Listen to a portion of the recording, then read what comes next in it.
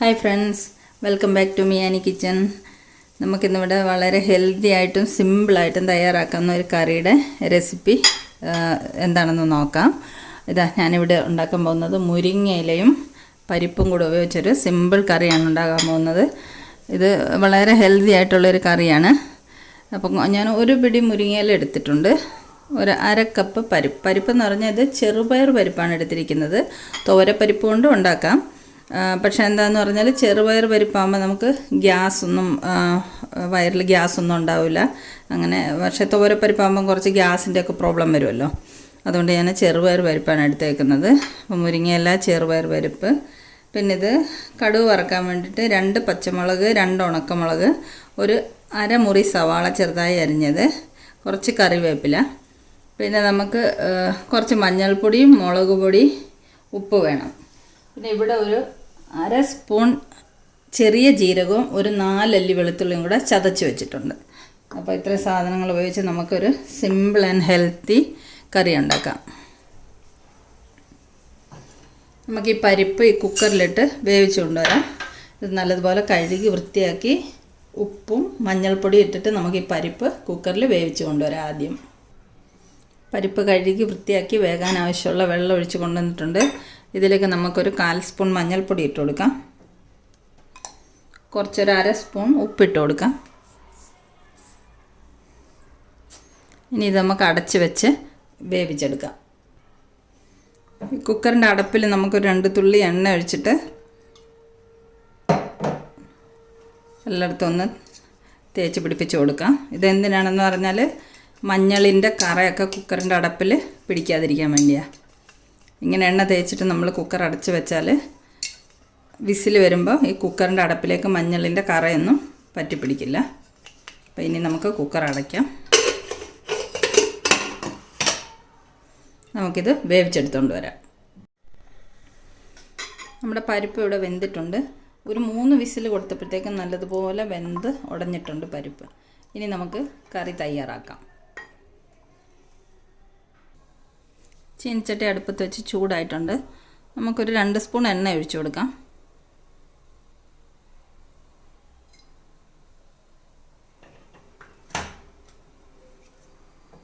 എണ്ണ ചൂടാകട്ടെ. കടുകിട്ട് കൊടുക്കാം.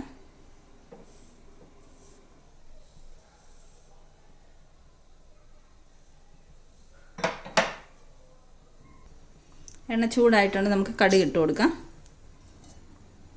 കടുക് പൊട്ടട്ടെ.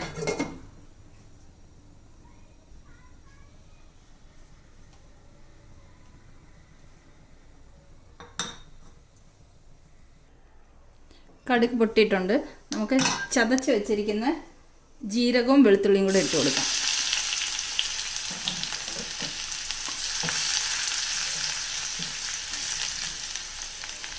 ഇതിലേക്ക് നമുക്ക് പച്ചമുളകും വറ്റൽമുളകും ഇട്ട് കൊടുക്കാം. 2 പച്ചമുളകും 2 വറ്റൽമുളകും.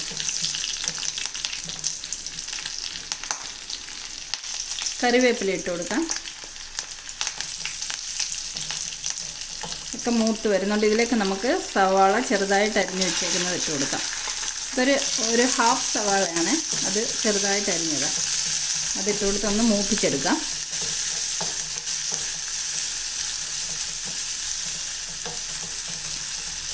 ഉള്ളി മുളകും ഒക്കെ ഒന്ന് മൂത്ത് വരട്ടെ.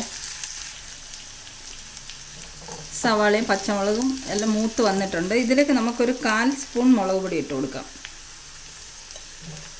ഒന്ന് ഇളക്കി കൊടുക്കാം.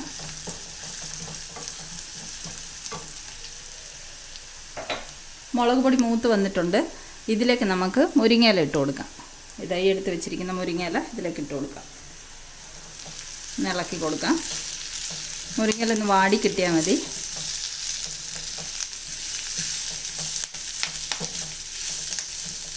നമുക്കിനി ഇതിലേക്ക് കുറച്ച് ഉപ്പിട്ട് കൊടുക്കാം. പരിപ്പിലേക്ക് നമ്മൾ ഓൾറെഡി ഉപ്പിട്ടതാണ്. ഇതിലേക്ക് ഒരു 1/4 സ്പൂൺ ഉപ്പും കൂടി ഇട്ട് കൊടുക്കാം. പിന്നീട് നമുക്ക് വേണമെങ്കിൽ ഉപ്പ് നോക്കിയിട്ട് കുറവാണെങ്കിൽ ഇട്ട് കൊടുക്കാം. ഈ മുരിങ്ങയില ഒന്ന് വാടി വരട്ടെ.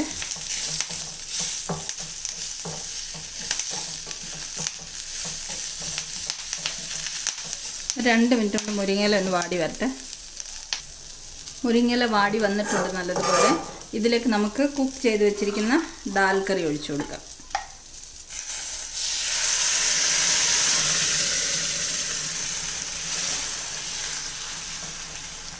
നല്ലതുപോലെ ഇളക്കി മിക്സ് ചെയ്യാം.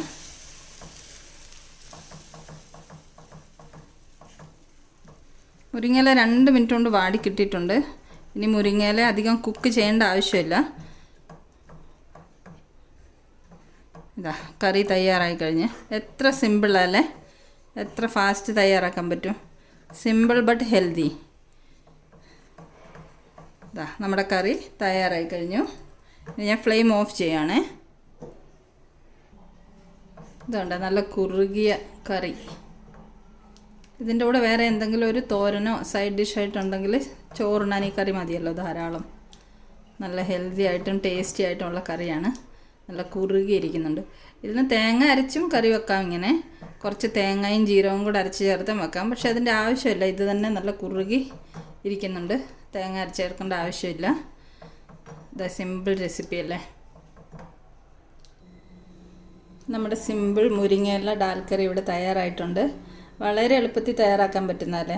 10 മിനിറ്റ് കൊണ്ട്. മുരിങ്ങയിലൊക്കെ നമുക്ക് കിട്ടുന്ന സമയത്ത് ഇതുപോലെ പരിപ്പിൻ്റെ കൂടെ ഇട്ടിട്ട് മുരിങ്ങയില കറി തയ്യാറാക്കി നോക്കൂ. ഇത് തുവരപ്പരിപ്പിൻ്റെ കൂടെ ഇട്ട് വെക്കാം. ഞാൻ പിന്നെ ഗ്യാസ് അധികം വേണ്ടാന്ന് ഓർത്തിട്ട് ഞാൻ ചെറുപയർ പരിപ്പ് ഉപയോഗിച്ച് ചെയ്തതാണ്. അപ്പോൾ ഈ കറി ഇഷ്ടമായെങ്കിൽ എല്ലാവരും ഒന്ന് തയ്യാറാക്കി നോക്കൂ. അപ്പം വീണ്ടും നമുക്ക് സിമ്പിൾ റെസിപ്പികളുമായിട്ട് കാണാം. Thank you so much for watching the video.